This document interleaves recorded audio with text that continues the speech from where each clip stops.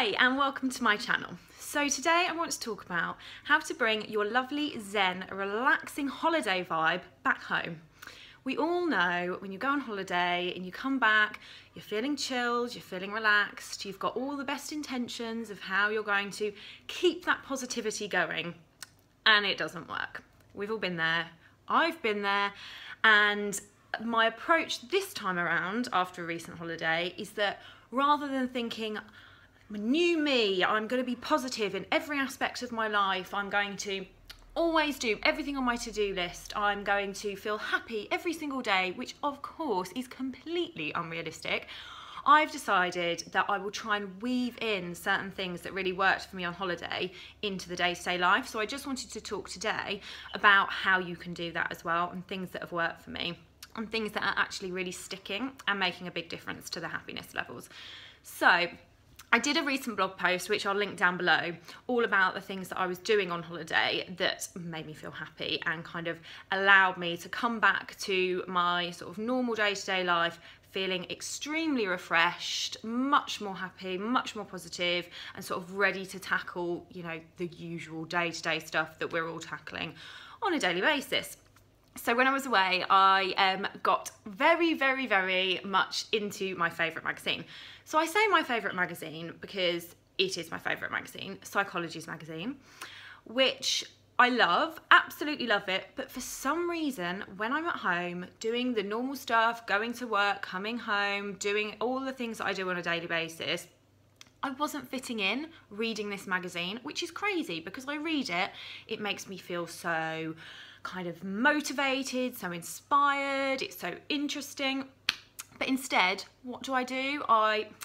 One thing that I do, which is, okay, it's a self-care thing, and it's something that's great, and it's something that does soothe my soul and makes me feel happy, bathing.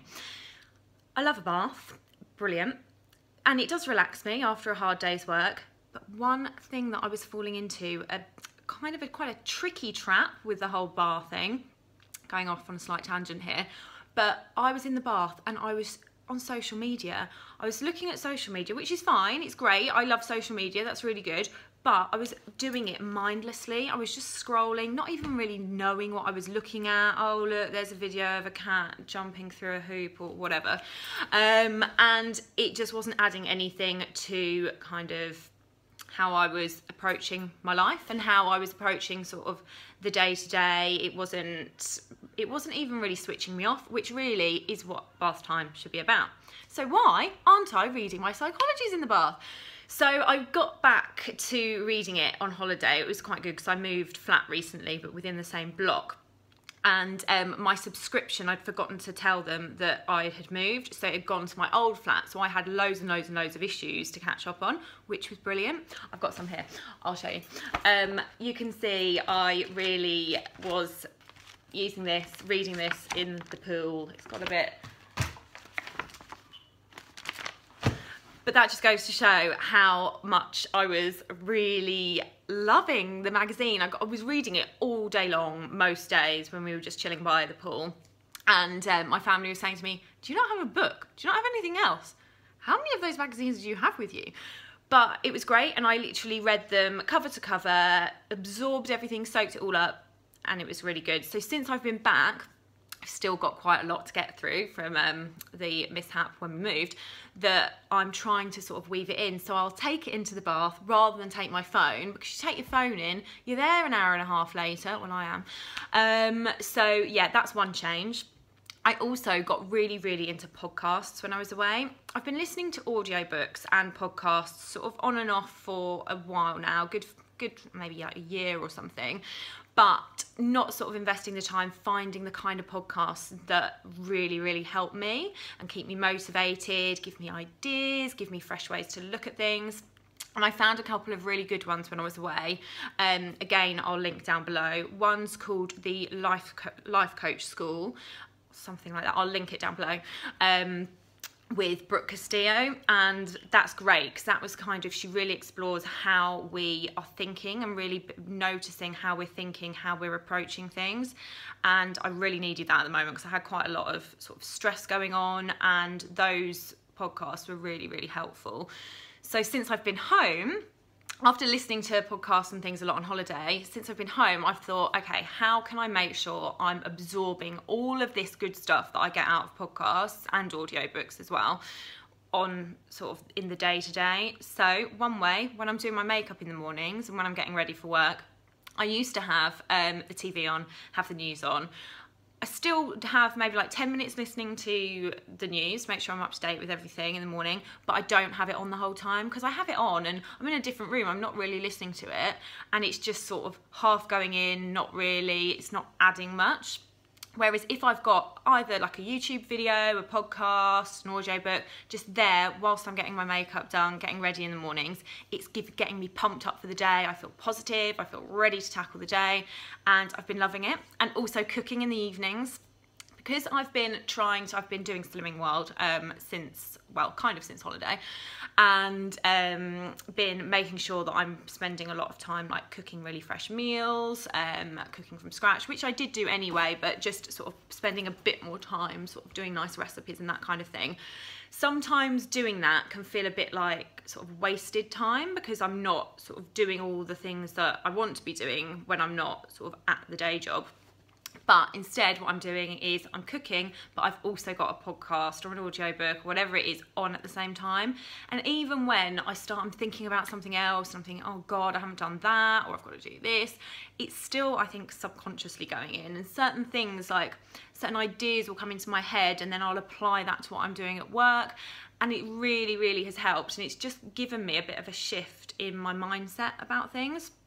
So I'd say that's one key thing that I got really into on holiday and have brought back to me, which is so important because the holidays are great. They're great for the soul. They just make you feel happy, get a bit of sun, especially if you live in England and you don't get much sun. So really good for all of that. But as soon as we get back to work or back to our day-to-day life, it's like we've never been away. How many times do you say to somebody, oh, did you have a nice holiday? And they say, yes, like I've never been gone now, because it's like a distant memory.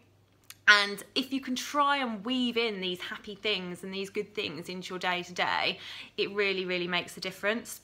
One last thing I'll mention, which is something else I've brought back with me. It's something I do anyway, but because of going through a bit of a stressful time recently, I think this had not become a priority for me, and that's gratitude, really actively practicing gratitude. It's very easy to do when you're on holiday. You've got nice weather, hopefully. You're with people you love or like, hopefully. You're doing nice things, nice surroundings, nice food, big thing for me, and it's much easier to be grateful for those things and think how lucky you are. However, when you're just getting up, going to work, coming home, doing your chores, it's really hard to think of things or to really notice those things that you're grateful for in your life. So on holiday, I was really consciously doing it. I was writing down what I was grateful for.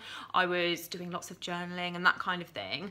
And I've tried to bring that back with me. So even just tiny, tiny things like somebody paying me a compliment or what else, getting everything ticked off of my to-do list, things like that, which I think actually, yeah, I'm grateful for. And even if something happens that's not that great, if you really think about it, you think, okay, is there a learning there? Is there something that I've got out of that I can turn into a positive and be grateful for? And so often there is, but when we're looking for the negative, that's what we focus on.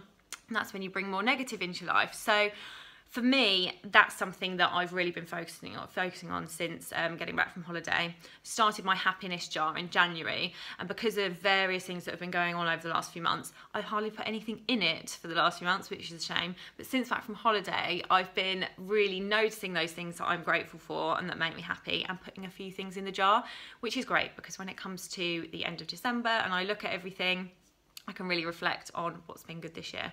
And whatever's going on in your life, how hard things are, how stressed you are, if you look for it, there are things to be grateful for. So don't just apply that to when you're on holiday surrounded by lovely things and lovely people. Try and apply it to when you're just doing the day-to-day stuff.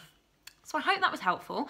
Hopefully that gave you some ideas, and I will see you very soon. Thanks for watching. Bye.